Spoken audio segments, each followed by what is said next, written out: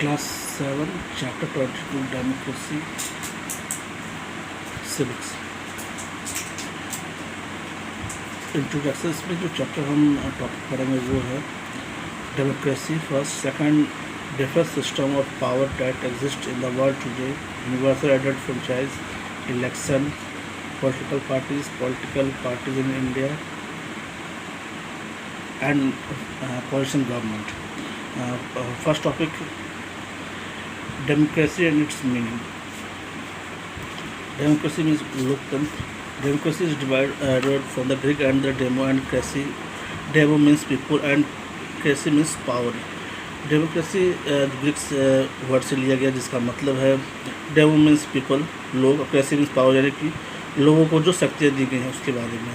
Democracy में वो या दूसरे शब्दों में हम ऐसा भी कह सकते हैं जहाँ पर गवर्नमेंट के पास ना हो सारी ताकतें लोगों के पास, पीपल के पास होती है।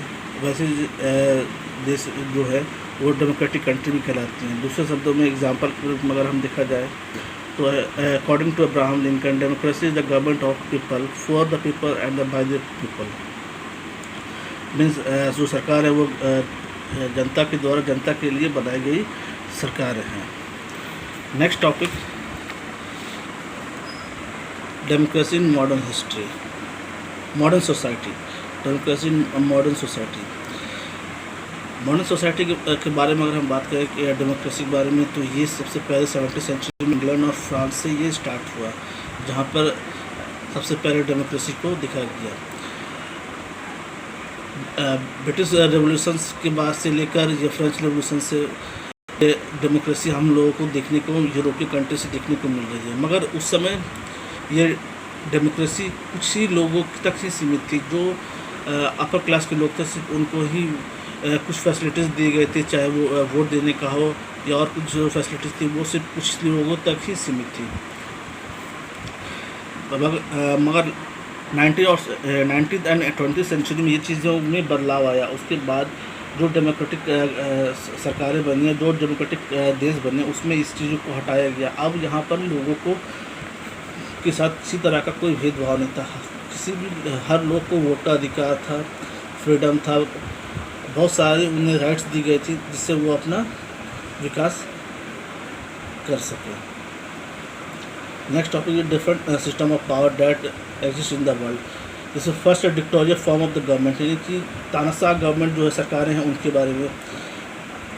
जैसा कि हम अभी पढ़ रहे थे हम लोग कि डेमोक्रेटिक गवर्नमेंट के बारे में, जैसी सरकारें होती हैं जहाँ पर लोगों का शासन होता है देश पर, लोगों का एक तरह से सारी ताकतें लोगों में निहित होती हैं। मगर जहाँ पर डिक्टोरियल फॉर्म होता है वहाँ पर किसी एक व्यक्ति के पास सारी ताकतें होती हैं, वो सारा डिसीजन वो खुद लेता है, ना कि किसी से जनता से पूछ कर, किसी के द्वारा पूछ कर। तो ऐसे गवर्नमेंट जहाँ होती हैं वो डिक्टोरियल फॉर्म गवर्नमेंट कहलाती हैं। लाइक जर्मनी, जैसे हिटलर, वहाँ पे एक डिक्टोरियल फॉर्म था, गवर्नमेंट थी। सेकंड टॉपिक जो हमारा इसमें है थायोक्रेसी के बारे में, यानी कि धर्मतंत्र, जो किसी खास धर्म से जो रिलेटेड लोग हैं उनके बारे में इसमें बताया जाता है।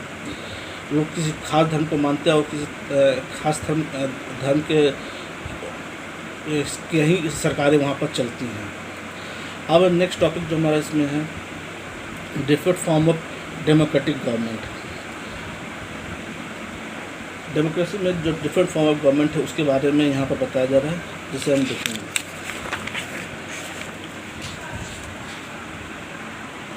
जो डिफरेंस दिए गए हैं इसमें, parliamentary form of government and presidential form of government. Presidential is the nominal head and the real head of the government is the prime minister. President जो होता है वो हमारा सर्वोच्च अधिकारी होता है, और दूसरे शब्दों में देखा जाए प्रेसिडेंशियल फॉर्म ऑफ गवर्नमेंट में president is both nominal and the real head of there is no prime minister. और प्रेसिडेंट फॉर्म में प्रेसिडेंट जो होता है वो नॉमिनल हेड होता है। Second point, the president is not elected directly by the people. हमारे यहाँ जो प्रेसिडेंट होती है उसका इलेक्शन डायरेक्टली लोगों के द्वारा नहीं होता है। प्रेसिडेंट फॉर्म में the president is elected directly by the people, जो लोगों के द्वारा डायरेक्टली चुना जाता है।